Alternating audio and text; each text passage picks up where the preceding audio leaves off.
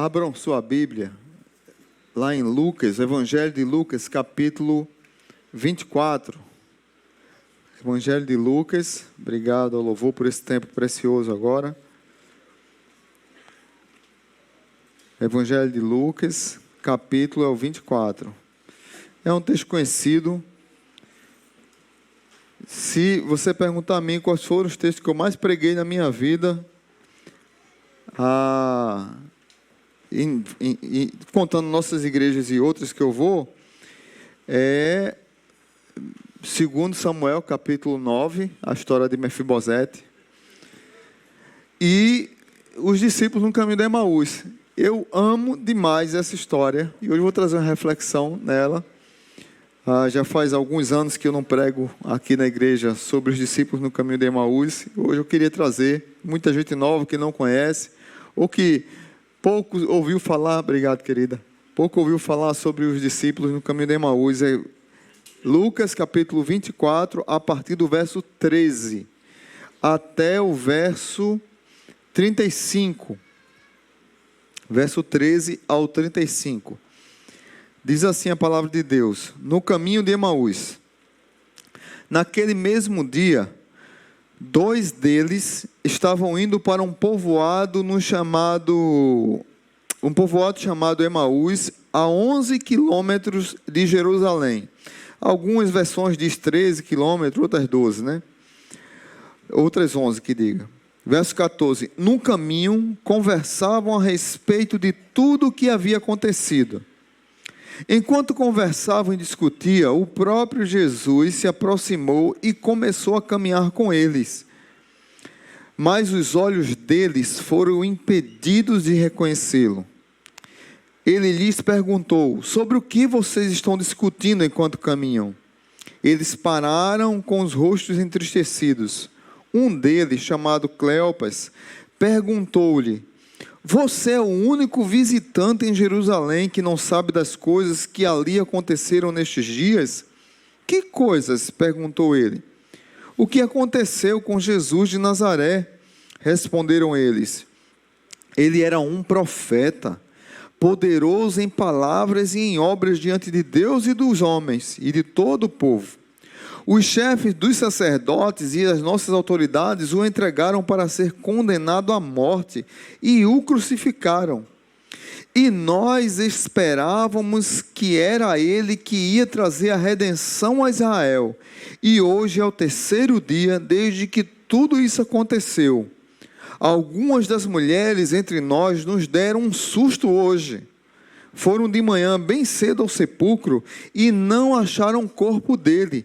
Voltaram e nos contaram ter tido uma visão de anjos que disseram que ele está vivo. Alguns dos nossos companheiros foram ao sepulcro e encontraram tudo exatamente como as mulheres tinham dito, mas não o viram.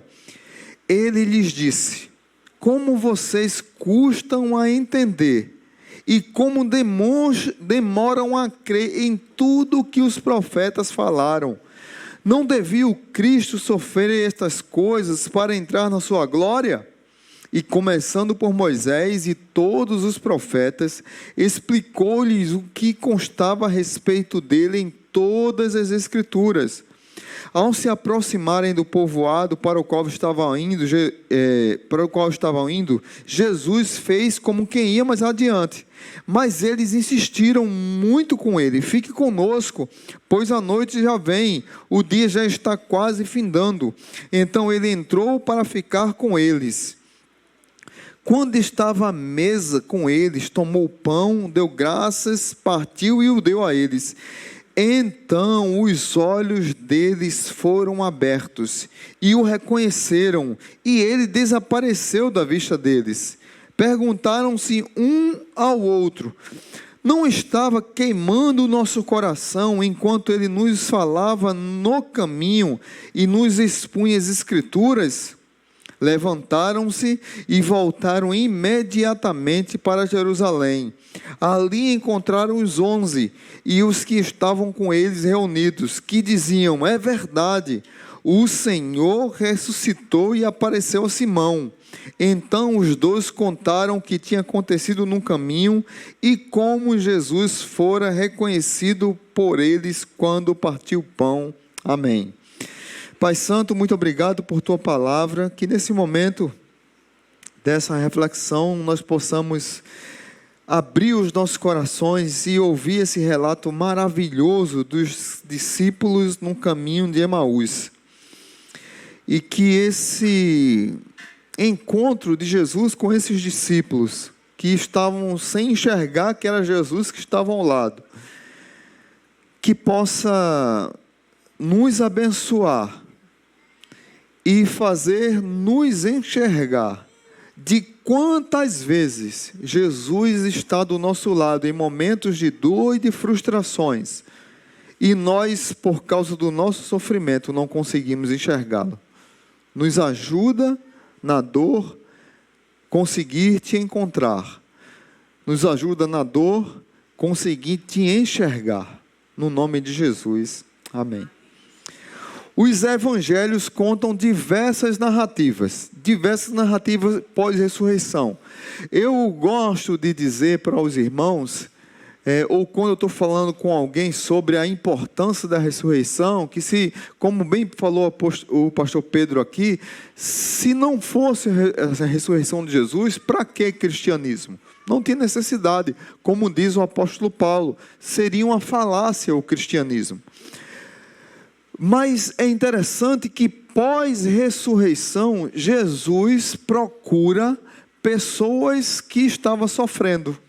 Pessoas que, Pedro que o negou 3 vezes, Tomé que estava em dúvida sobre se aquelas feridas, se aquelas chagas eram as chagas de Jesus. Jesus falou 3 vezes para os seus discípulos que iria morrer e iria ressuscitar, mas os discípulos não estavam lá no 3º dia para vê-lo ressuscitar, porque no fundo não acreditavam.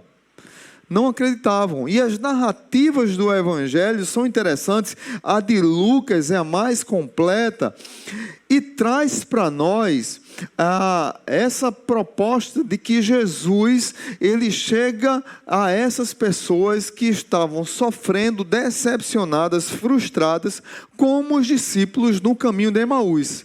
Esses aqui estavam extremamente decepcionados. O castelo de areia deles caiu, porque foi um castelo de areia. Eles estavam indo, como diz alguns estudiosos, Emaús é um caminho da tristeza. Quem está indo para Emaús é quem está desistindo da caminhada. Quem está indo para Emaús é quem está desistindo da Jerusalém, quem está desistindo da pregação do Evangelho, quem está desistindo da verdade, do caminho da verdade e a vida. Mas deixa eu dizer uma coisa para vocês. Quase todos nós passamos por uma perda de fôlego espiritual, passamos por crises existenciais ou espirituais, que assim como os discípulos num caminho de Emaús, nos levam a ir contrário ao caminho de Jerusalém. Jerusalém estava fervilhando. Jesus havia ressuscitado. Os soldados diziam que os discípulos roubaram seu corpo para dizer que ele havia ressuscitado. Mas mentira, porque Jesus estava vivo. E os próprios soldados viram. Os discípulos estavam com medo e se trancaram em algumas casas. Por quê? Porque Jerusalém estava fervilhando. A notícia da ressurreição de Jesus se espalhou como um rastilho de pólvora. Mas o coração desses discípulos que estavam indo para Emaús, e eles também não acreditaram nas mulheres que viram o túmulo vazio de manhã. A prova é tanta que eles dizem, olha, hoje de manhã algumas mulheres disseram isso, mas ninguém creu, e nós também não cremos, a gente está indo embora, acabou para a gente. Muitos de nós somos assim, ficamos fragilizados, o nosso coração perde o fôlego, a nossa vida espiritual perde aquela quentura espiritual, e muitas vezes nós precisamos de que Jesus chegue do nosso lado e sopre a pólvora para voltar a aquecer o nosso coração. Muitas vezes nós precisamos do apoio de alguns amigos para soprar aquela última fagulha que se encontra lá morrendo sem esperança na nossa vida.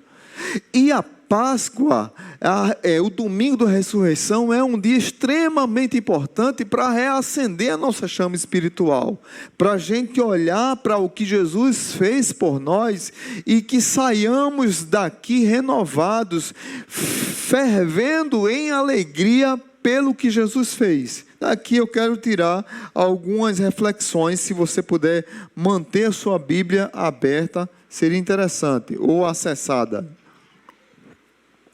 E você também que nos acompanha em casa, mantenha a sua Bíblia aberta. Quero trazer 4 reflexões aqui. A primeira reflexão é que no caminho de Emaús acontecem as superações da vida.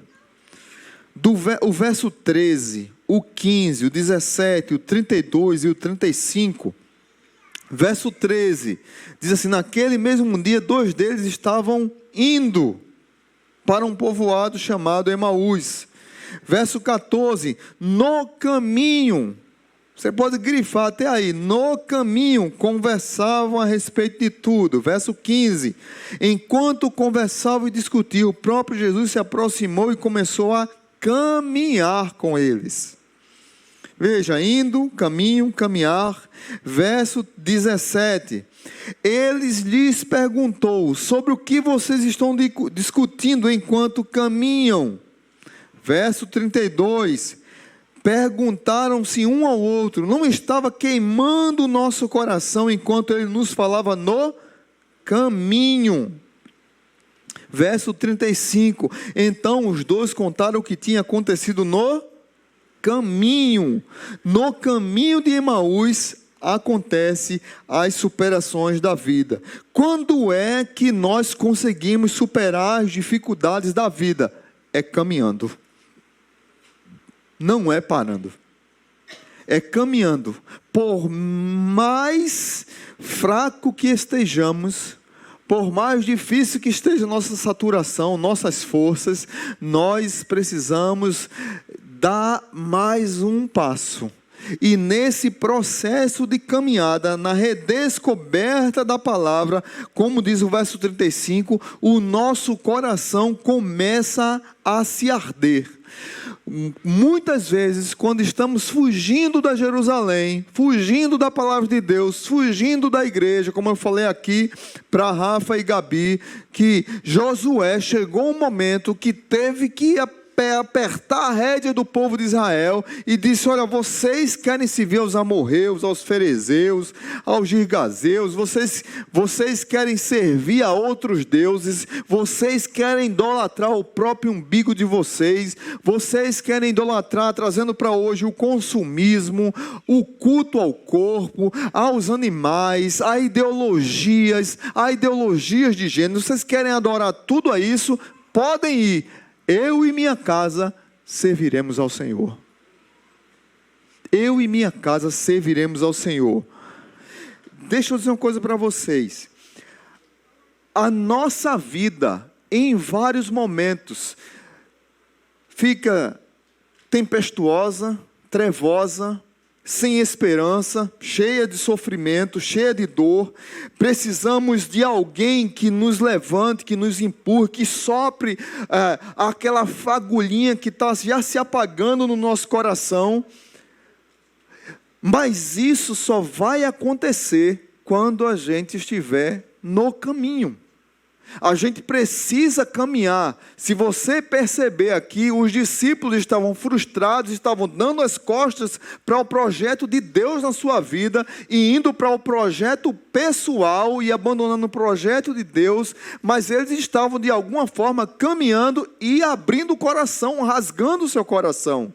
Jesus chega do lado desses homens, começa a conversar com eles, eles não conseguem perceber que ali ao seu lado está Jesus ressurreto. nós precisamos entender que nós conseguimos superar longas batalhas, longas jornadas, longos sofrimentos, quando nós caminhamos e Jesus chega do nosso lado para soprar o fogo do nosso coração. O que o texto nos mostra é que não podemos parar de caminhar, porque as experiências com Deus acontecem no caminho. Muitas vezes nós queremos trilhar o nosso caminho do nosso jeito egoísta e com coração idólatra que muitas vezes nós temos. E Deus está nos chamando para nos submetermos ao caminho, a verdade e a vida. A gente precisa abandonar o caminho com letra minúscula e abraçar o caminho com letra maiúscula. Quem é o caminho? A Bíblia chama de quem? Quem é o caminho? É Jesus. Jesus é o caminho, a verdade e a vida. As novas paisagens acontecem à medida que a gente anda. Eu não sei aqui quem já andou de trem, ou quem já andou de metrô, em lugares bonitos. Quem vai para a França, para Portugal, para a Inglaterra, que pega aqueles trens com aquelas paisagens maravilhosas que a gente vê só em filme, fica encantado. É realmente um colírio para os olhos. Eu já andei muito de metrô em Pernambuco. Estação Jaboatão, para a estação Recife, estação Engenho Velho, estação Floriano, Coqueiral. As visões não são tão boas. Mas, incrível que pareça, tem alguns lugares que a gente passava que eram cemitérios. E a visão era até um pouquinho mais bonita, porque tinha umas flores lá para fazer o nosso olho ficar com um colírio. Mas, no geral, quem conhece Recife sabe que a visão lá do metrô de Recife não é boa. Mas já viajei para lugares, já andei em lugares que, para que o meu olho pudesse receber um pouquinho do colírio, eu tinha que sair do lugar da inércia e caminhar. Para eu conhecer um belo jardim, eu tinha que andar. Para eu conhecer uma cachoeira, eu tinha que caminhar mais um pouco. Para eu subir e ter uma visão maravilhosa de algum lugar, eu tinha que escalar uma montanha. E eu tive coragem, fui, levantei. Como você, quando viaja, quando você vai para alguma viagem com a família, ou com sua esposa, ou junto com seu cônjuge, você vai viajar no lugar e você põe lá na agenda para conhecer lugares.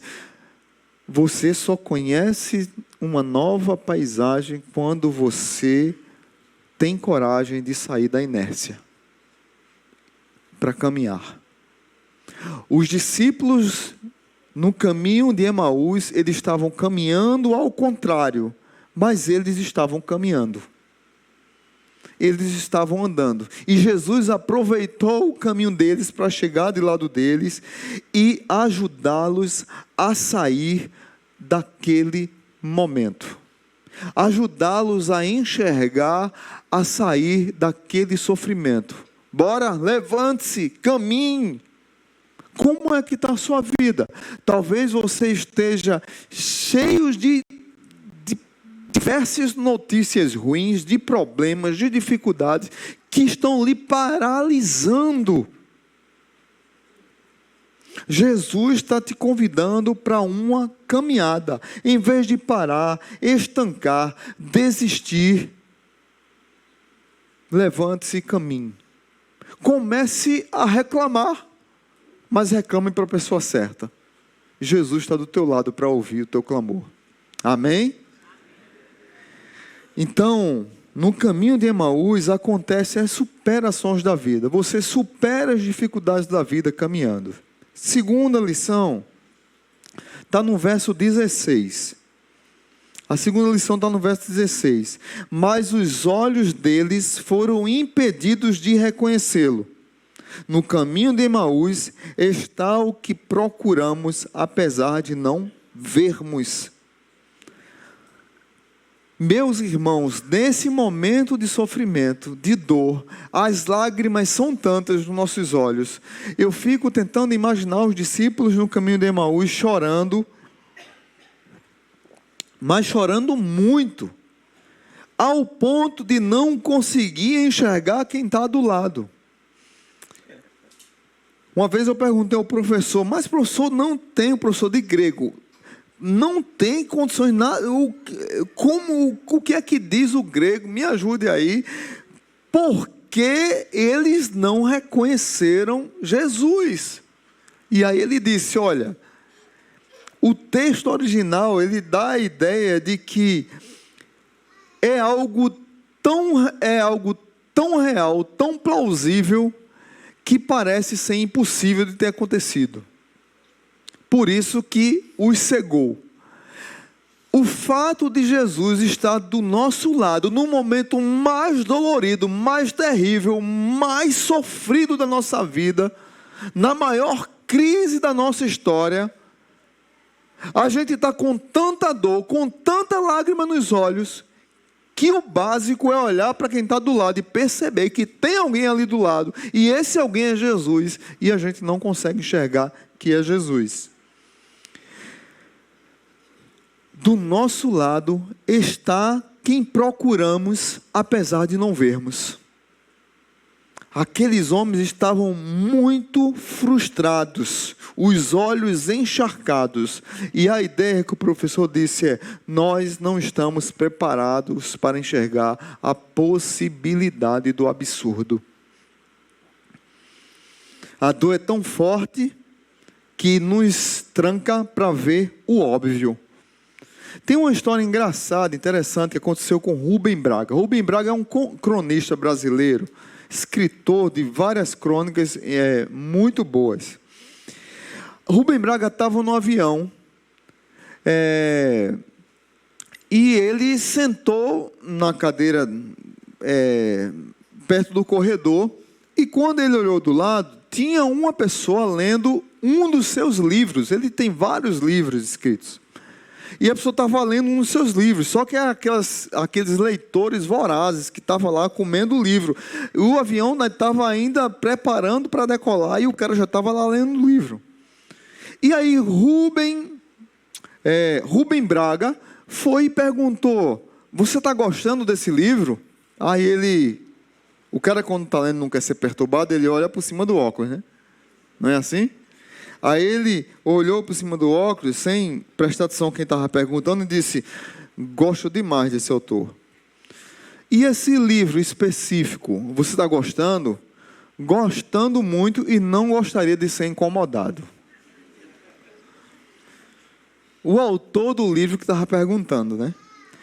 O avião subiu, o cara lá lendo, comendo o livro, Rubem Braga esticou, descansou, dormiu. Quando o avião pousou, Rubem Braga se levantou, puxou sua malinha e foi para a fila para sair.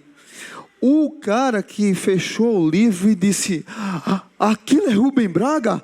Cutucou quem estava do outro lado aqui. Aquilo é Rubem Braga? Ele disse: é Rubem Braga. E onde ele estava sentado? Onde ele estava sentado? Estava do lado dele. E ele perdeu 1 hora, 2 horas, 3 horas de conversar com um dos seus autores favoritos, por causa da sua sanha, por causa da sua chatice, da sua ranzinzice, de não observar quem está do lado. Muitas vezes nós somos assim.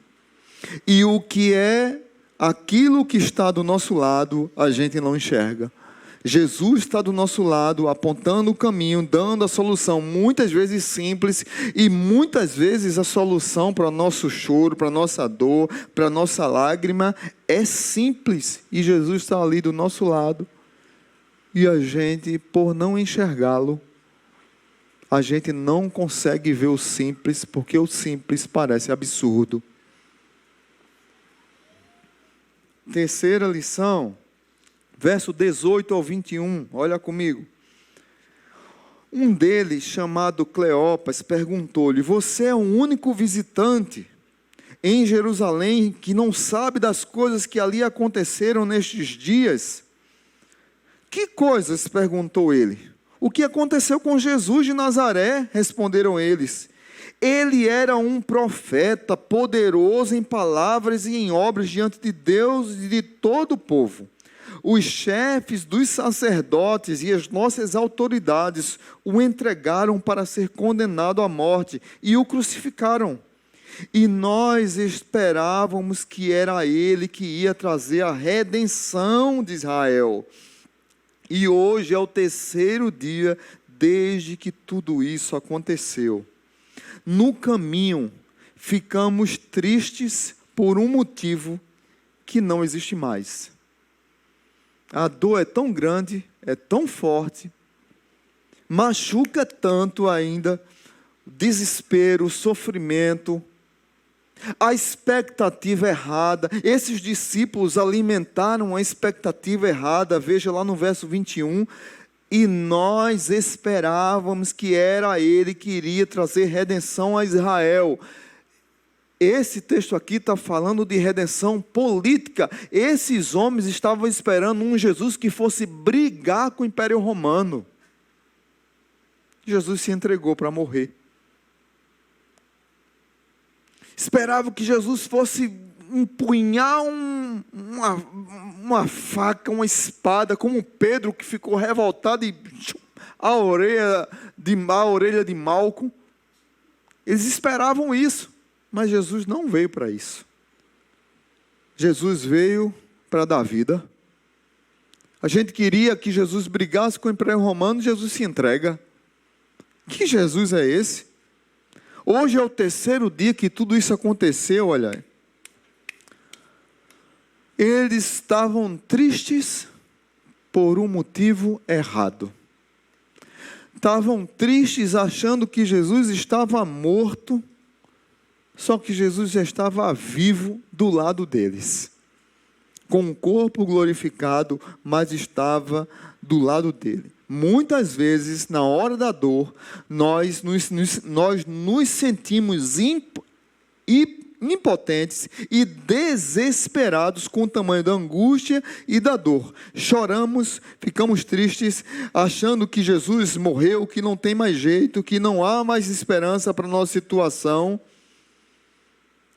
E aí, muitas vezes, nós afundamos, junto com a nossa dor, nossos sonhos, nossos planos, nossas esperanças. Mas Jesus está do lado, vivo, reclamando a nós, chamando-nos a nossa atenção para olhar para Ele, para chorar no ombro dEle, para andar o caminho com Ele. Deixa eu dizer uma coisa para vocês.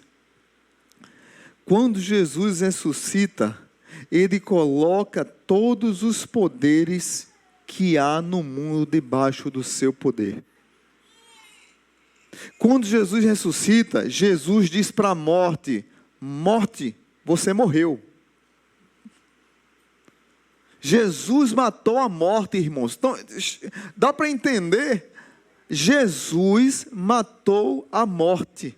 Tem até um livro interessante que é A Morte da Morte na Morte de Cristo. Jesus matou a morte, Ele está vivo. A morte era o último inimigo a ser derrotado. E agora Jesus está vivo, vive e reina para sempre. A grande mensagem que os discípulos não conseguiram entender, o motivo pelo qual eles choraram, não existia mais, porque a morte havia sido vencida pela ressurreição de Jesus. Não há noite trevosa que não desague numa linda manhã. Não há noite, por mais escura que seja, por mais trevosa que seja, que ela não acabe numa varandado de um novo amanhecer, de um sol brilhante. Eles precisavam entender essa mensagem. O maior problema que alguém poderia ter na vida seria viver sem esperança. Na cruz e na ressurreição, na cruz Jesus nos salvou, se tornou nosso Salvador. Na ressurreição, Jesus se tornou aquele que traz esperança para a nossa vida. É interessante que o apóstolo Paulo, lá em 1 Coríntios capítulo 15, ele diz: e se não há ressurreição dos mortos, também Cristo não ressuscitou. E se Cristo não ressuscitou, logo é vã a nossa pregação, e também é vã a nossa fé. Se esperamos em Cristo só nesta vida, somos os mais miseráveis de todos os homens. Ao contrário dos deuses de outras religiões, como eu falei aqui há pouco,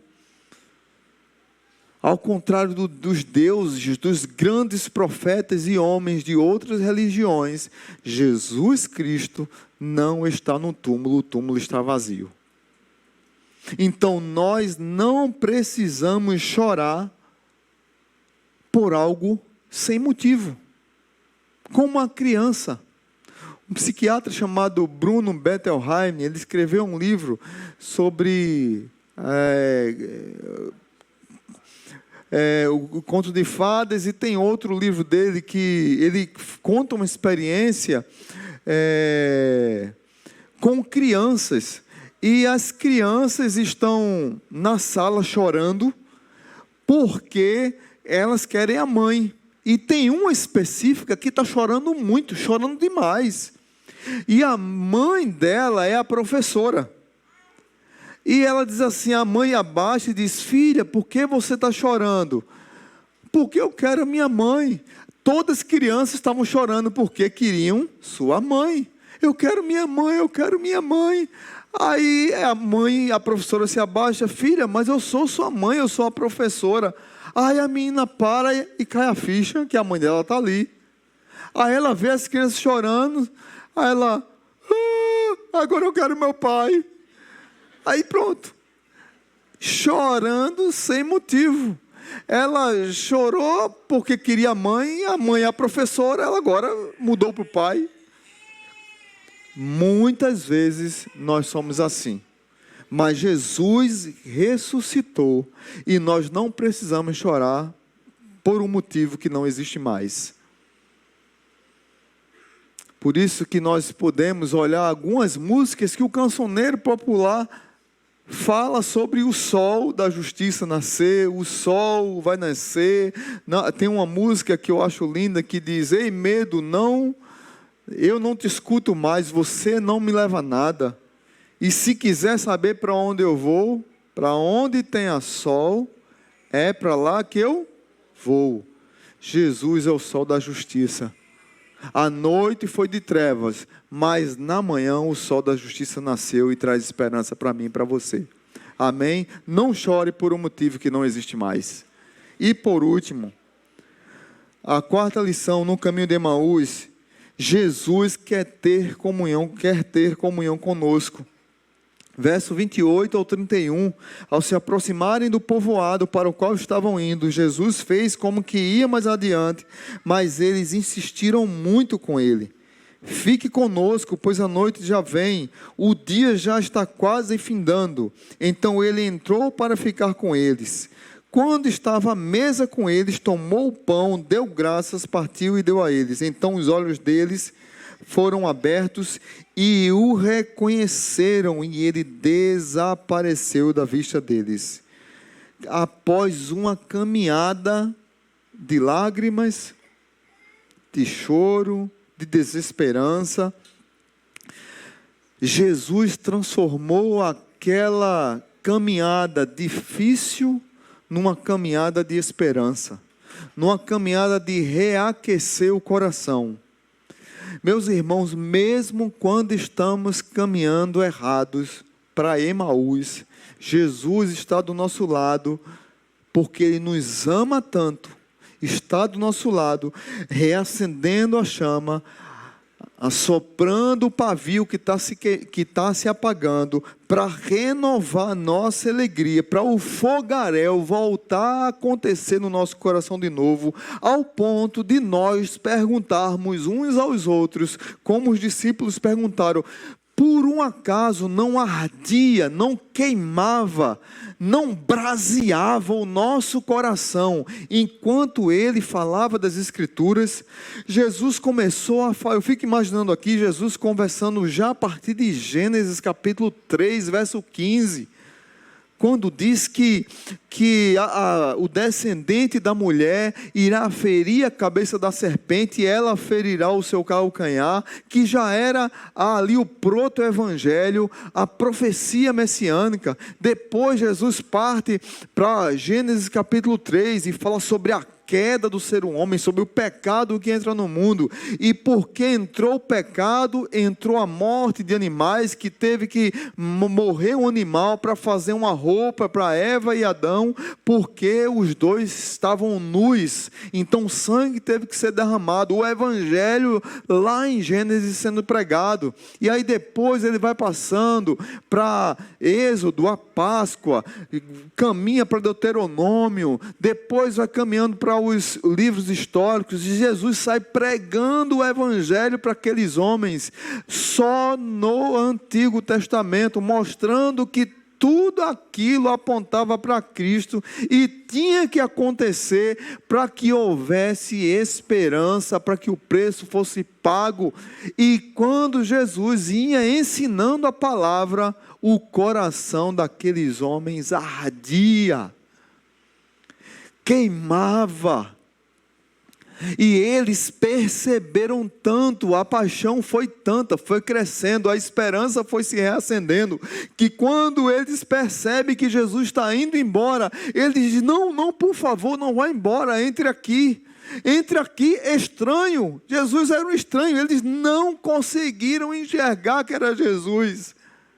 Entra aqui, fala mais sobre essa palavra, fala mais sobre Jesus, fala mais sobre a profecia messiânica. Nós queremos aprender mais, o nosso coração está queimando. Jesus entra e ceia com eles. Lá em Apocalipse diz que Jesus está à porta e bate: se alguém abrir, entrarei e cearei com ele. Jesus está falando aquilo para a igreja, para o seu povo, que muitas vezes na caminhada se perde, se afasta, fica sem prumo, fica sem rumo, fica sem direção, se decepcionou com alguma coisa, se afastou do evangelho, não quer mais saber de igreja, não quer mais saber de comunhão. Agora está na moda o crente EAD. Não sou crente EAD, eu vou à igreja, eu só acompanho pela internet. A internet é uma bênção, mas igreja é isso aqui, gente, é gente um do lado do outro, é um aquecendo o outro. E justamente o que estava acontecendo aqui, eles queriam estar com aquele estranho, cear com aquele estranho, comer com aquele estranho, sentar à mesa com aquele estranho, porque aquele estranho estava falando da história mais linda da humanidade, que é a história de Jesus, e mostrando para aqueles homens que o Antigo Testamento tem uma mensagem, é a mensagem do Evangelho, que o Novo Testamento só tem uma mensagem, é a mensagem do Evangelho, e é a mensagem do Evangelho que dá vida a aqueles que estão mortos em seus delitos e pecados, e é a mensagem do Evangelho que dá esperança para aqueles que estão perdidos, e aqueles que se encontraram com Jesus têm esperança, porque Jesus ressuscitou. Meus irmãos, que nós possamos dobrar nossos joelhos, pedir para que Deus quebrante os nossos corações, reaqueça nossa alma, mas que nós não desperdicemos o sentar com Jesus à mesa. Muitos de nós, por causa dos nossos sofrimentos, não estamos conseguindo encontrar Jesus ou perceber Jesus na nossa vida.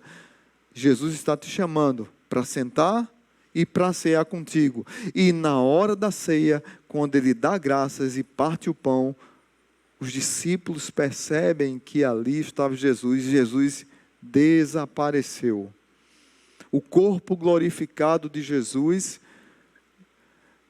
depois da ressurreição, Jesus, por 2 vezes é citado quando os discípulos estão numa casa com medo, Jesus atravessa a parede e entra naquela casa.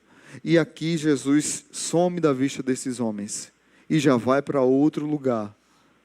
Mas esse mesmo Jesus foi o Jesus que foi em busca do Tomé, que era incrédulo, e que muitas vezes a gente pega uma chibata e desce a madeira em Tomé, não é? Não sei se você já fez isso, não faça isso. Tem muitas pessoas que têm perguntas sinceras, e Tomé diz, eu quero ver, eu quero tocar, eu quero ver meu Salvador. E quando ele toca, ele diz, o Senhor é meu Deus e meu Salvador. Pedro, que negou Jesus 3 vezes, Jesus, depois que ressuscitou, Jesus foi em busca de Pedro. Pedro tinha dito, eu vou pescar, eu abandono, não quero saber mais do Evangelho. Jesus diz assim, olha, avisa aos discípulos e a Pedro. E Jesus vai lá e faz uma fogueira, come uns peixes com Pedro. Jesus vai em busca das mulheres que eram por causa da política daquela região do primeiro século, as mulheres não tinham vez em lugar de juízes, não tinham palavra, por isso que elas viram Jesus, viram o túmulo vazio e as pessoas não acreditaram, porque eram mulheres. Mas Jesus vai se encontrar com as mulheres, e as mulheres são um ponto gigantesco, abençoador no ministério de Jesus, tanto na história de Jesus terrena, quanto na história de Jesus pós-ressurreição e início da igreja primitiva.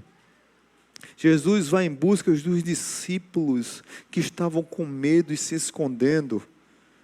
Como é que está você hoje?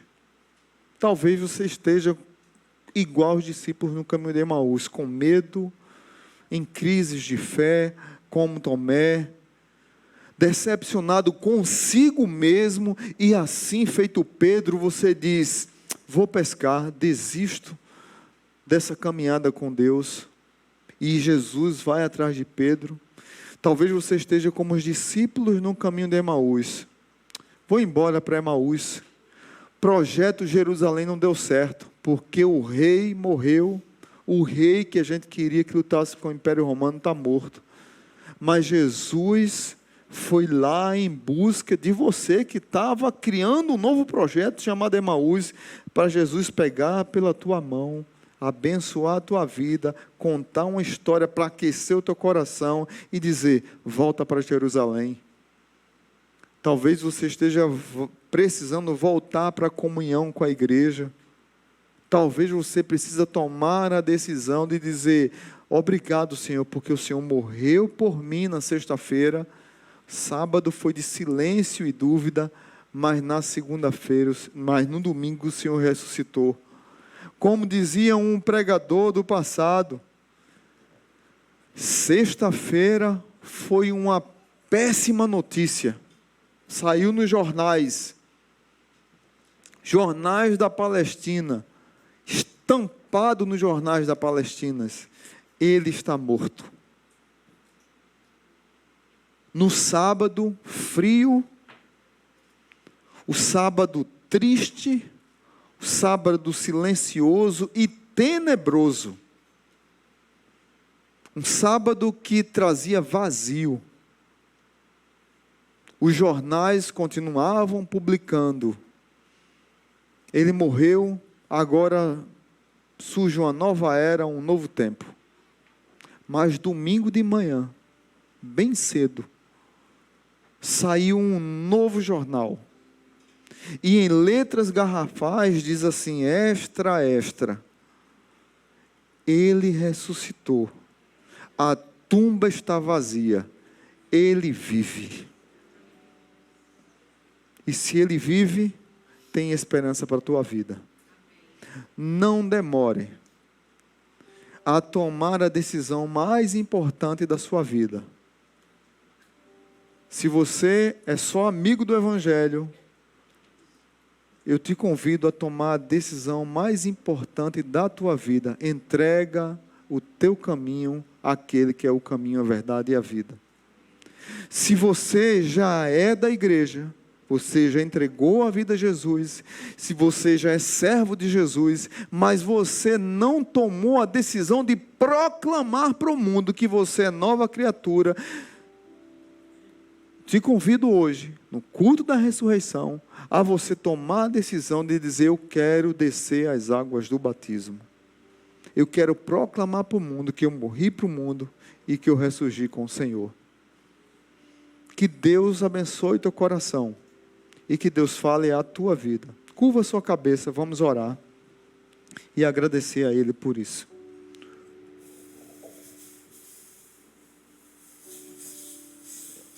Pai bendito, muito obrigado por esse dia. Obrigado pela ressurreição do Senhor, pelo teu cuidado sobre nós, pela direção do Senhor em nossa igreja, em nossa caminhada, por esse culto abençoado. Pai, se tem vidas aqui que precisam tomar a decisão para entregar suas vidas a Jesus e dizer assim: pastor, eu entendi a mensagem, ouvi Deus falar comigo hoje, Jesus está do meu lado em todos os momentos, e quantas vezes eu relapso, não percebo que Deus está me conduzindo, mas eu quero hoje dizer que eu creio que Jesus entregou sua vida por mim. Pai, toca nesses corações, que eles possam tomar a decisão de fazer parte da família do Senhor. Se tem vidas aqui que já são decididas, mas que não tomaram a decisão pelo batismo, que o Senhor chegue nesses corações também, trazendo convicção para esses amados, que eles digam assim: eu quero me batizar, porque eu quero proclamar para o mundo que eu sou nova criatura. Fala a esses corações, Deus. Chega nesses corações. O jornal de domingo tem a matéria bem grande: Ele está vivo. Amém.